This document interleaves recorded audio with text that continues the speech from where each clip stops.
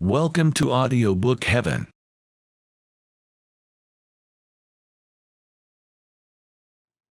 Act 4 of As You Like It by William Shakespeare. Scene 1. The Forest of Arden. Enter Rosalind, Celia, and Jaques. I prithee, pretty youth, let me be better acquainted with thee. They say you are a melancholy fellow. I am so. I do love it better than laughing. Those that are in extremity of either are abominable fellows, and betray themselves to every modern censure worse than drunkards. Why, 'tis good to be sad, and say nothing. Why then, 'tis good to be opposed. I have neither the scholar's melancholy, which is emulation, nor the musician's, which is fantastical, nor the courtier's, which is proud, nor the soldier's, which is ambitious, nor the lawyer's, which is politic, nor the lady's, which is nice, nor the lover's, which is all these, but it is a melancholy of mine own, compounded of many simples, extracted from many objects, and indeed the sundry contemplation of my travels, in which my often rumination wraps me in a most humorous sadness. A traveller!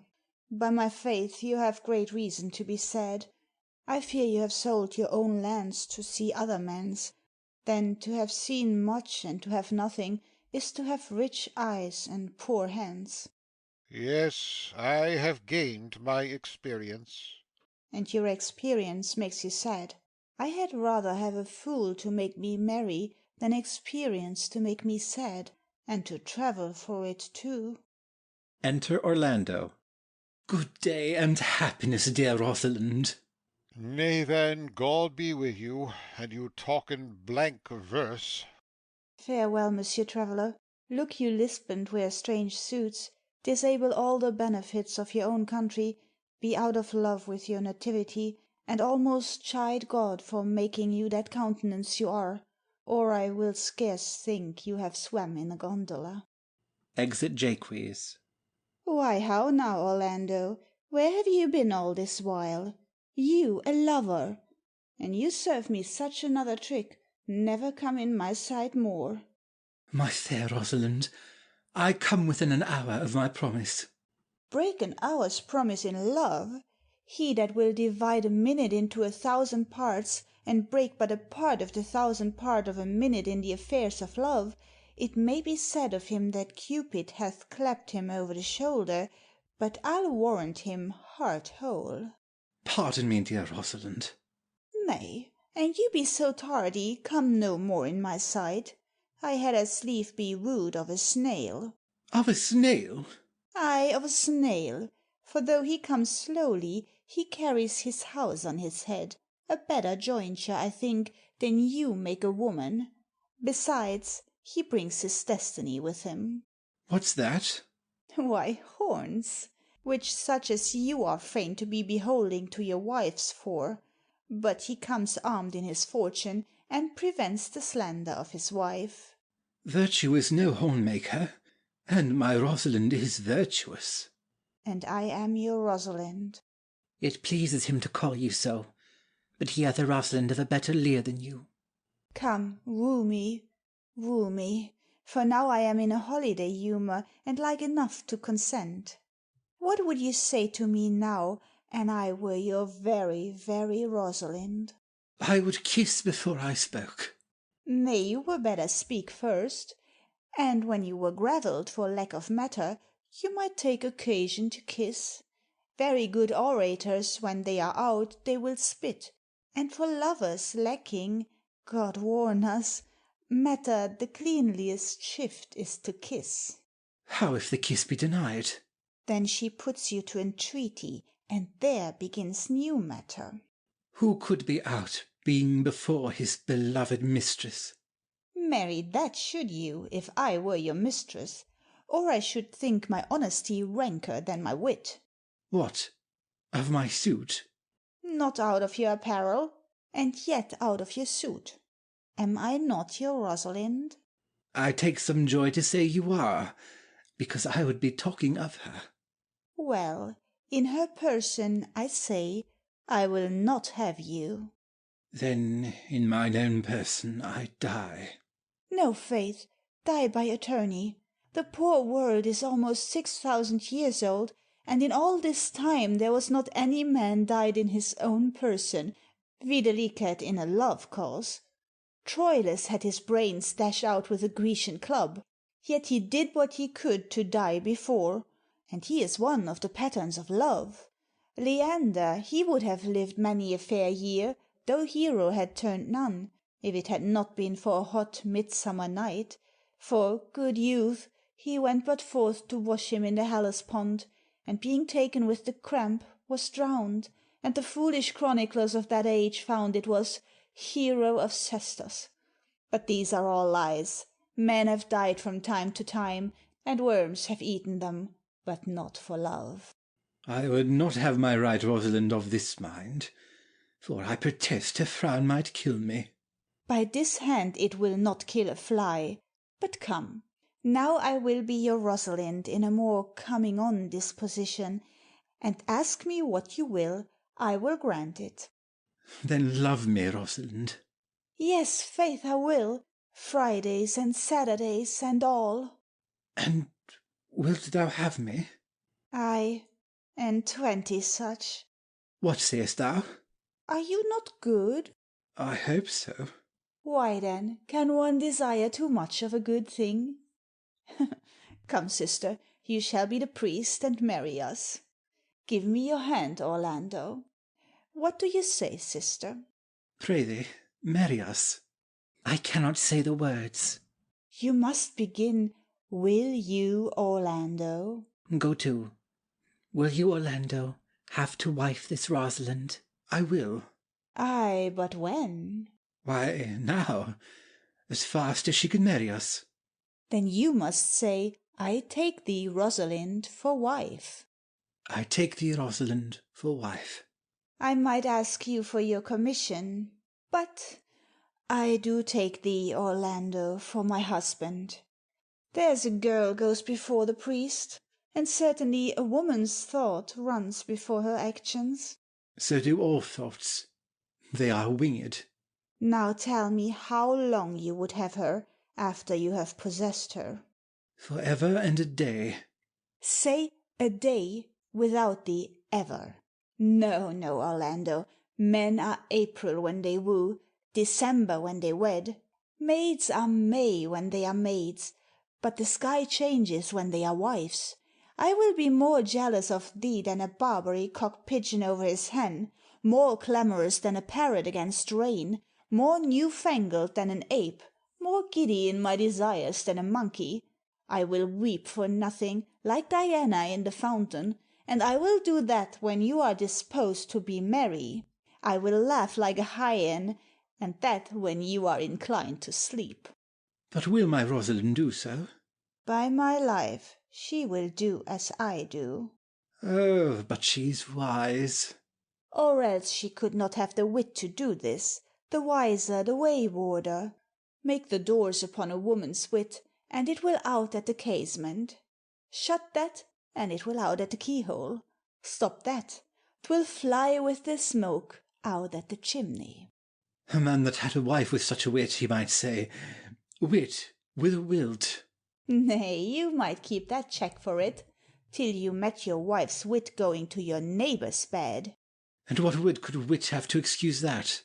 Marry to say, she came to seek you there. You shall never take her without her answer, unless you take her without her tongue. Oh, that woman cannot make her fault her husband's occasion. Let her never nurse her child herself, for she will breed it like a fool. For these 2 hours, Rosalind, I will leave thee. Alas, dear love, I cannot lack thee 2 hours. I must attend the Duke at dinner. By 2 o'clock I will be with thee again. Ay, go your ways, go your ways. I knew what you would prove. My friends told me as much, and I thought no less. That flattering tongue of yours won me. 'Tis but one cast away, and so, come death, 2 o'clock is your hour? Ay, sweet Rosalind. By my troth, and in good earnest, and so God meant me, and by all pretty oaths that are not dangerous, if you break one jot of your promise, or come 1 minute behind your hour, I will think you the most pathetical break promise, and the most hollow lover, and the most unworthy of her you call Rosalind, that may be chosen out of the gross band of the unfaithful. Therefore beware my censure, and keep your promise. With no less religion than if thou wert indeed my Rosalind. So adieu. Well, time is the old justice that examines all such offenders, and let time try. Adieu. Exit Orlando. You have simply misused our sex in your love prate. We must have your doublet and hose plucked over your head, and show the world what the bird hath done to her own nest. Oh, coz, my pretty little coz, that thou didst know how many fathom deep I am in love. But it cannot be sounded. My affection hath an unknown bottom, like the Bay of Portugal. Or rather bottomless, that as fast as you pour affection in, it runs out. No, that same wicked bastard of Venus that was begot of thought, conceived of spleen and born of madness, that blind rascally boy that abuses every one's eyes, because his own are out, let him be judge how deep I am in love. I'll tell thee, Aliena, I cannot be out of the sight of Orlando. I'll go find a shadow, and sigh till he come. And I'll sleep. Exeunt. Scene 2. Another part of the forest. Enter Jaques and lords, in the habit of foresters. Which is he that killed the deer? Sir, it was I. Let's present him to the Duke, like a Roman conqueror, and it would do well to set the deer's horn upon his head for a branch of victory. Have you no song, forester, for this purpose? Yes, sir. Sing it. 'Tis no matter how it be in tune, so it make noise enough. What shall he have that killed the deer? His leather skin and horns to wear. Then sing him home. Take thou no scorn to wear the horn. It was a crest ere thou wast born. Thy father's father wore it. And thy father bore it. The horn, the lusty horn. It is not a thing to laugh to scorn. Exeunt. Scene 3. Another part of the forest. Enter Rosalind and Celia. How say you now? Is it not past 2 o'clock? And here much Orlando. I warrant you, with pure love and troubled brain, he hath ta'en his bow and arrows, and is gone forth to sleep. Look, who comes here? Enter Silvius. My errand is to you, fair youth. My gentle Phoebe did bid me give you this. Giving a letter. I know not the contents, but as I guess by the stern brow and waspish action which she did use as she was writing of it, it bears an angry tenor. Pardon me, I am but as a guiltless messenger. Patience herself would startle at this letter, and play the swaggerer. Bear this, bear all. She says I am not fair, that I lack manners. She calls me proud, and that she could not love me were men as rare as Phoenix. Odds my will! Her love is not the hare that I do hunt. Why writes she so to me? Well, shepherd, well, this is a letter of your own device. No, I protest, I know not the contents. Phoebe did write it. Come, you are a fool, and turned into the extremity of love. I saw her hand. She has a leathern hand, a freestone-coloured hand. I verily did think that her old gloves were on, but 'twas her hands. She has a huswife's hand, but that's no matter. I say she never did invent this letter. This is a man's invention, and his hand. Sure, it is hers. Why, 'tis a boisterous and a cruel style. a style for challengers. Why, she defies me, like Turk to Christian. Women's gentle brain could not drop forth such giant rude invention, such Ethiop words, blacker in their effect than in their countenance. Will you hear the letter? So please you, for I never heard it yet heard too much of Phoebe's cruelty. She Phoebes me. Mark how the tyrant writes. Reads, Art thou God to shepherd turned, that a maiden's heart hath burned? Can a woman rail thus? Call you this railing? Why, thy godhead laid apart, warst thou with a woman's heart? Did you ever hear such railing? Whilst the eye of man did woo me, that could do no vengeance to me, meaning me a beast. If the scorn of your bright eyne have power to raise such love in mine, alack in me what strange effect would they work in mild aspect! Whiles you chid me I did love, how then might your prayers move? He that brings this love to thee little knows this love in me, and by him seal up thy mind, whether that thy youth and kind will the faithful offer take of me and all that I can make, or else by him my love deny, and then I'll study how to die. Call you this chiding? Alas, poor shepherd! Do you pity him? No, he deserves no pity. Wilt thou love such a woman? What, to make thee an instrument, and play false strains upon thee? Not to be endured. Well, go your way to her, for I see love hath made thee a tame snake, and say this to her, that if she love me, I charge her to love thee. If she will not, I will never have her unless thou entreat for her. If you be a true lover, hence, and not a word, for here comes more company. Exit Silvius.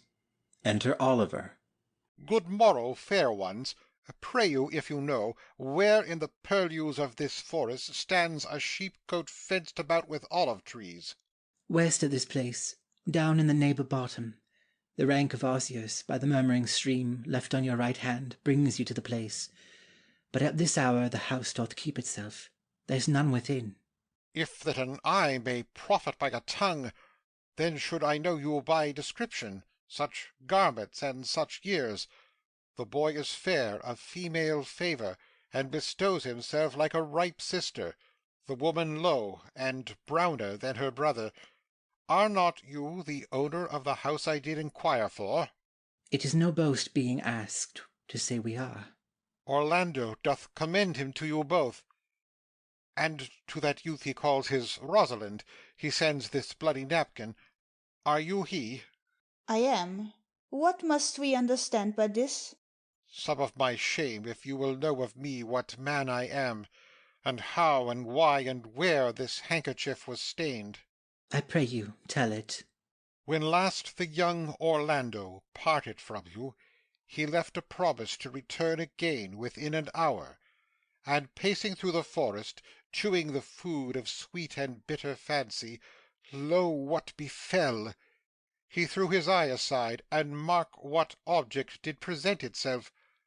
Under an oak, whose boughs were mossed with age, and high top bald with dry antiquity, a wretched, ragged man, o'ergrown with hair, lay sleeping on his back.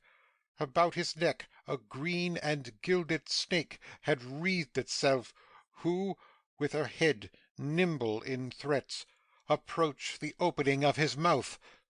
But suddenly, seeing Orlando, it unlinked itself, and with indented glides did slip away into a bush, under which bush's shade a lioness, with udders all drawn dry, lay couching, head on ground, with cat-like watch, when that the sleeping man should stir, for 'tis the royal disposition of that beast to prey on nothing that doth seem as dead. This seen, Orlando did approach the man, and found it was his brother, his elder brother. Oh, I have heard him speak of that same brother, and he did render him the most unnatural that lived amongst men. And well might he so do, for well I know he was unnatural. But to Orlando, did he leave him there, food to the sucked and hungry lioness? Twice did he turn his back, and purposed so. But kindness, nobler ever than revenge, and nature stronger than his just occasion, made him give battle to the lioness, who quickly fell before him. In which hurtling from miserable slumber I awaked. Are you his brother? Was it you he rescued? Was't you that did so oft contrive to kill him? 'Twas I, but 'tis not I. I do not shame to tell you what I was, since my conversion so sweetly tastes, being the thing I am. But for the bloody napkin? By and by, when from the first to last betwixt us two, tears our recountments had most kindly bathed, as how I came into that desert place.